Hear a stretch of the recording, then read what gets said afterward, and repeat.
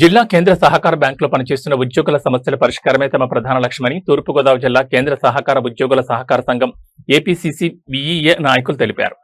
Bank అభివృద్ధి, ఉద్యోగుల సంక్షేమం కోసం నిరంతరం కృషి చేస్తున్న డీసీసీ బ్యాంక్ చైర్మన్ సీఈఓలకు వారు కృతజ్ఞతలు తెలిపారు. కాకినాడ శాంతి నివాస్ భవనంలో ఆదివారం నిర్వహించిన విలేకరుల సమావేశంలో అసోసియేషన్ ప్రధాన కార్యదర్శి ఎం కాంతికృష్ణ, అధ్యక్షుడు పి కృష్ణమోహన్, కార్యనిర్వాహక అధ్యక్షుడు జి అప్పారావు, ట్రెజరర్ కె పల్లవి మాట్లాడారు. 2 రోజుల క్రితం నూతనంగా 22 మందితో కమిటీని ఎన్నుకున్నట్లు నాయకులు తెలిపారు.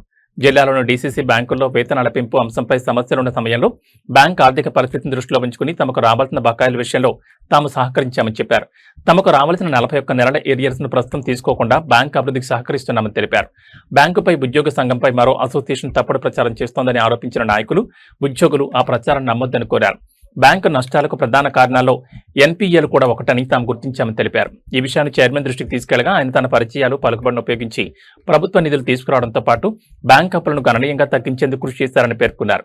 అలాగే సుమారు 18 కోట్ల టిడ్కో బకాయిలను కూడా చైర్మన్ గణనీయంగా తగ్గించారని నాయకులు తెలిపారు. బ్యాంక్ అభివృద్ధితో పాటు ఉద్యోగుల సంక్షేమం కోసం తమ అసోసియేషన్ నిరంతరం పనిచేస్తుందని క్రాంతికృష్ణ, కృష్ణమోహన్, అప్పారావు, పల్లవి స్పష్టం చేశారు. ఈ సమావేశంలో అసోసియేషన్ ఉపాధ్యక్షులు జీబీ మనోహర్, ఐఎస్టీ ప్రసాద్ తదితరులు పాల్గొన్నారు.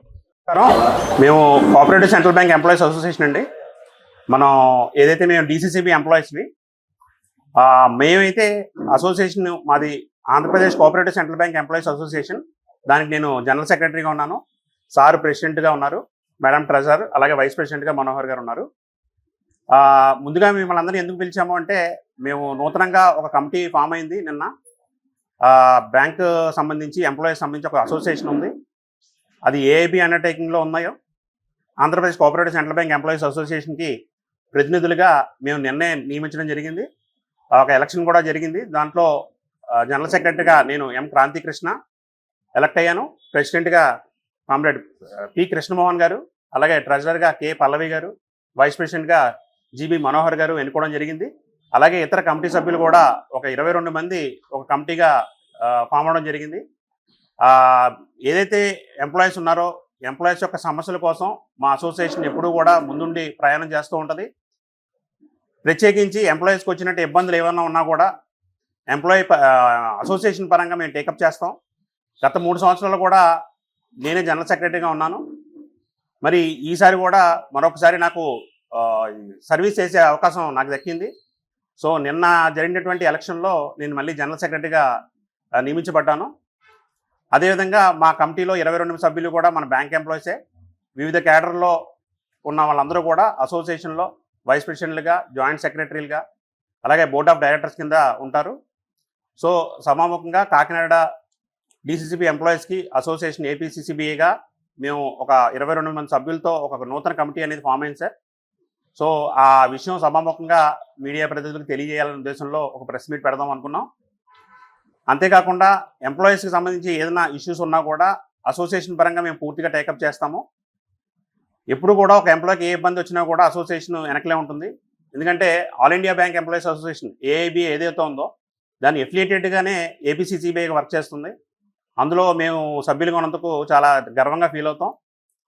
అండ్ ఇంకా ముఖ్యానికి వస్తే రీసెంట్గా మాకు కొన్ని విషయాలు తెలిసాయి. బ్యాంకులో ఏదో జరిగిందని చెప్పేసి ఒక మీడియా ద్వారా ఒక వీడియో రిలీజ్ అయింది. దానికి మేము పూర్తిగా అసంతృప్తితో ఉన్నాం. ఎందుకంటే మా ఎంప్లాయీస్కి యొక్క వేజ్ డివిజన్స్ అనేది ప్రతి 5 సంవత్సరాలకు ఒకసారి జరుగుతుందండి, అది ఏ బ్యాంక్ అయినా సరే. అదేవిధంగా మన కోఆపరేటివ్ బ్యాంక్ కూడా మన 13 డీసీబీలు అంటే 13 జిల్లాలండి మన ఏపీ. సో 13 జిల్లాలకి ఒక ఎంఓయూ అనేది జరిగింది. MOA, memorandum of agreement, Andhra Pradesh cooperative bank employees అసోసియేషన్తో పాటు ఆంధ్రప్రదేశ్ కోఆపరేటివ్ బ్యాంక్ అసోసియేషన్ అంటే ఆప్కాబ్ లెవెల్లో ఉంటుంది, మా స్టేట్ లెవెల్లో వాళ్ళకి, అలాగే 13 డీసీబీల యొక్క మేనేజ్మెంట్స్తో కలిసి మొన్న 26న ఒక ఎంఓయూ జరిగింది. ఖచ్చితంగా కోఆపరేటివ్ బ్యాంక్స్లో పనిచేసినటువంటి 13 జిల్లాలకి నూతన వేజ్ సెటిల్మెంట్ అనేది జరిగింది. వాస్తవంగా అది 1/11/22 నుంచి ఇంప్లిమెంట్ అవ్వాల్సిన వేజ్ సెటిల్మెంట్ అది. మరి మనకు తెలిసిందే, ప్రతి ఒక్క సెటిల్మెంట్ ఒక మేనేజ్మెంట్ సెట్టింగ్స్తో కూర్చుని ఒక మంచి వేజ్ సెటిల్మెంట్ చేసుకోవడం జరుగుతుంది. అదేవిధంగా డ్రాగ్ అవుతూ అది మొత్తం మీద మొన్న 26 మార్చి 15వ తారీఖు సెటిల్మెంట్ అయ్యింది.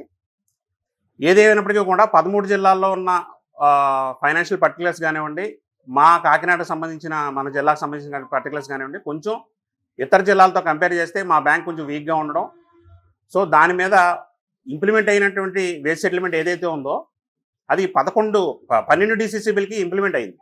ఒక్క కాకినాడకు మాత్రం ఫైనాన్షియల్ పర్టికులర్స్ అలాగే ఏలూరు కూడా కొంచెం వీక్గా ఉండడం వల్ల మాకు ఏలూరుకి కొంతవరకు దాని ఏమంటారు లేట్ అయింది. సో దాని మీద అసోసియేషన్ పరంగా మా ఎంప్లాయీస్ కోసం మేము చైర్మన్ గారిని, వాళ్ళ బోర్డ్ ఆఫ్ మేనేజ్మెంట్ని, అందరినీ కూడా సిఇఓ గారిని అనేకసార్లు కలిసాం. ఎందుకంటే జీతాలు అనేది మీ అందరికీ తెలుసు, ప్రతి ఒక్క ఎంప్లాయీకి ఒక రైట్, ప్రతి 5 సంవత్సరాలకు అది ఇంక్రిమెంట్ జరగాలి ఖచ్చితంగా. అది ఇంప్లిమెంట్ ఎక్కడే ఆగిపోద్ది అనే ఉద్దేశంలో మేము అనేక మార్లు రిప్రజెంటేషన్లు ఇచ్చాం చైర్మన్ గారికి అలాగే సిఇఓ గారికి. At the end of the మొన్న జూన్ నెలలో జూన్లో చైర్మన్ గారితో మాట్లాడుకోవడం, సార్ని ఎలాగైనా రిక్వెస్ట్ చేసి మాకు అంటే ఎందుకంటే 12 డిసిబిలు వేస్ట్ సెటిల్మెంట్ జరిగిపోయాయి సార్, మా ఒక్క జీతాలు ఆపితే మా ఎంప్లాయీస్లో అలజడి వస్తుంది. ఎందుకంటే 343 మంది కుటుంబాలు ఆధారపడి ఉన్నాయి ఈ డిసిసిబి కాకినాడలో. సో వాళ్ళందరికీ కూడా ఈ జీతాలు పెరిగితేనే వాళ్ళు కూడా హ్యాపీగా ఉంటారనే ఉద్దేశంలో సార్ని 2-3 సార్లు కలవడం, సార్ని రిక్వెస్ట్ చేస్తే సార్ కూడా సానుకూలంగా స్పందించినప్పటికీ బ్యాంక్ ఫైనాన్షియల్ పర్టికులర్స్ ప్రకారం కొంచెం టైం తీసుకుందాం, ప్రస్తుతం ఇంప్లిమెంట్ చేస్తే బ్యాంకు బడ్డెని పెరుగుద్దని చైర్మన్ గారు చెప్పడం జరిగింది.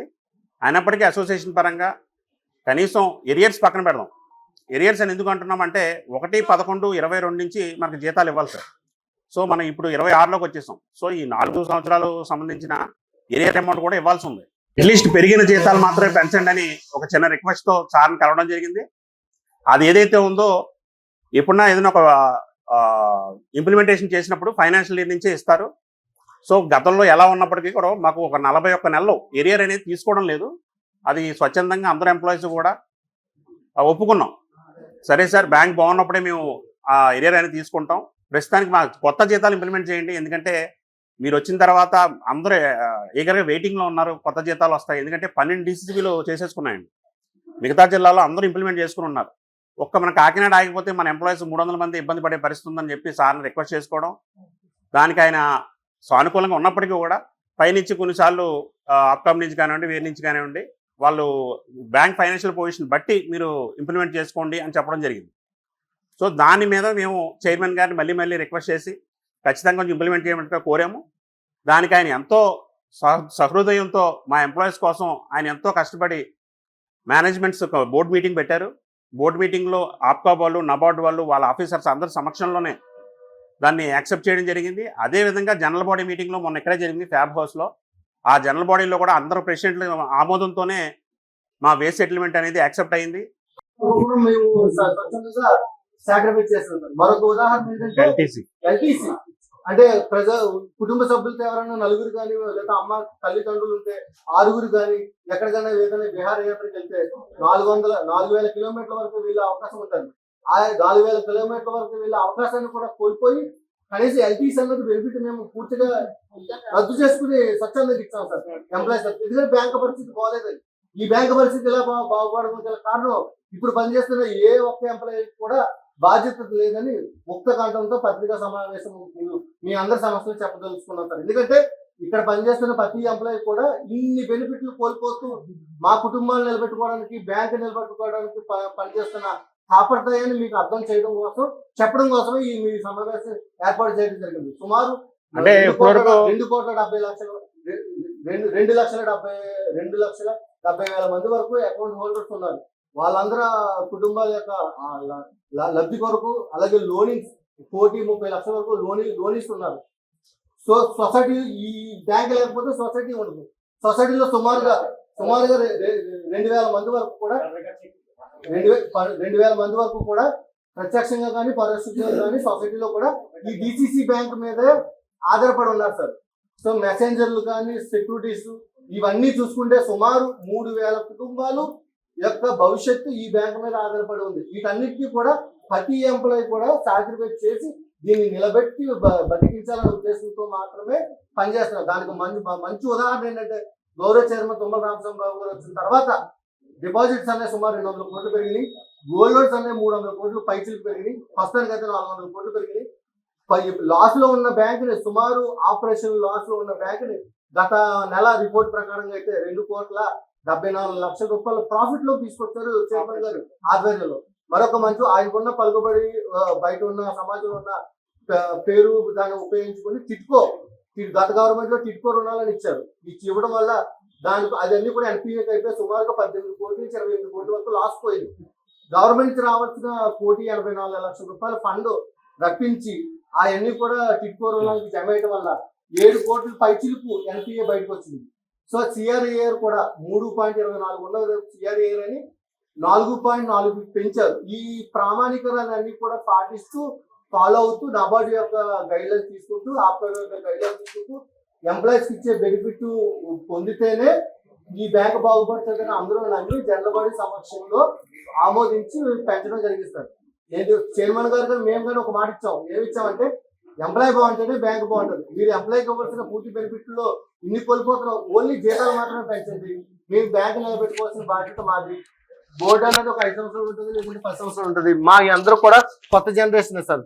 సుమారు 25 నుంచి 30 సంవత్సరాల సర్వీస్ ఉన్న ఎంప్లాయీస్ ఇప్పుడిప్పుడే మాకు కుటుంబాలు నిర్మితం అవుతున్నాయి. దీన్ని కాపాడుకోవాలంటే రైతులతో పాటు కస్టమర్లతో పాటు ముందుగా మెయిన్ పిల్లర్స్ అయిన బ్యాంక్ ఎంప్లాయీస్ మాత్రమే మెయిన్ వ్యక్తులని మీరు గ్రహించాలి. మేమే స్వచ్ఛందంగా వెళ్ళి ఇన్ని సాక్రిఫైస్ చేస్తూ కేవలం జీతాలు పెంచమని ఒక చిన్న చిరు కోరికని కోరితే ఆయన గౌరవంగా చేపట్టారు.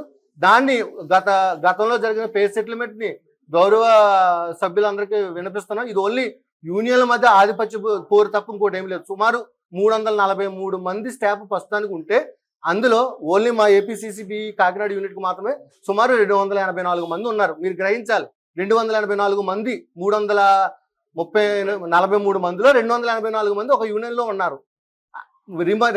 మిగిలిన యూనియన్ ఎంత మైనారిటీలో పడిపోయింది చూడండి.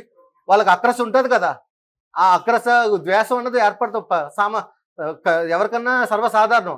ఆ సాధారణమైన విషయంగా భావించి మీ అందరికి చెప్పాలనే ఈ రోజు మాలో మేము పడక ఒకసారి సార్ క్రాంతి ఒకసారి సార్ మాలో సార్ మాలో మాకు పడకపోతే చిన్న ఎగ్జాంపుల్ చెప్తాను. చిన్న ఎగ్జాంపుల్ సార్, గతంలో జరిగిన మాలో మేమంటే సార్ చిన్న విషయం సార్,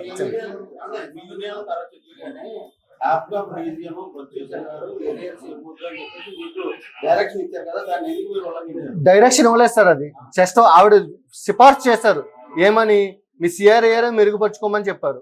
ఎగ్జాంపుల్ గా మీకు ఇందాక చెప్పాను, 3.48 ఉండి సిఆర్ఏఆర్ 4.4% అబోవ్ దాటింది. సో వాళ్ళు ఇస్తున్న సిఫార్సులు అన్నింటినీ కూడా ఏరియర్స్ ఇవ్వద్దని ఎక్కడా లేదు సార్. ఏరియర్స్ ఇవ్వద్దని అంటే ఒకసారి క్రాంతి ఒకసారి ఏరియర్స్ అన్నది ఇవ్వద్దు అనేది ఉంటే ఎంఓయూ జరగదు కదా సార్. అన్కండిషనల్ వేస్ట్ సెటిల్మెంట్ దాని ఉద్దేశం ఏంటంటే బ్యాంకు కూడా తీసుకునే బెనిఫిట్ ఉంది. ఇదంతా పెద్ద మీరు బడ్జెట్ ఎక్కువేమో అవ్వట్లేదు కదా సార్, చాలా తక్కువ. లెటర్ అన్నది సార్, అది కమిట్మెంట్ అన్నది సార్, ఎంప్లాయీ కమిట్మెంట్ తీసుకోవడం అన్నది సర్వసాధారణం సార్. ఎంప్లాయీ కమిట్మెంట్ తీసుకోవడం అలాగే సార్. బ్యాంకు ఇబ్బందుల్లో అంటే ఇప్పుడు శాలరీస్ పెంచడం వల్ల కొంచెం బడ్జెట్ పెరుగుతుంది కదా.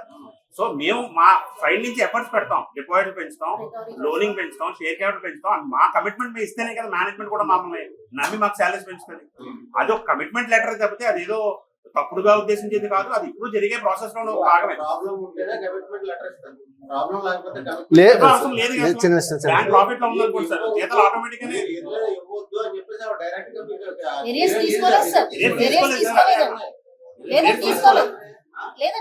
ఇప్పుడు సార్ మేము బ్యాంక్ లో ఉద్యోగం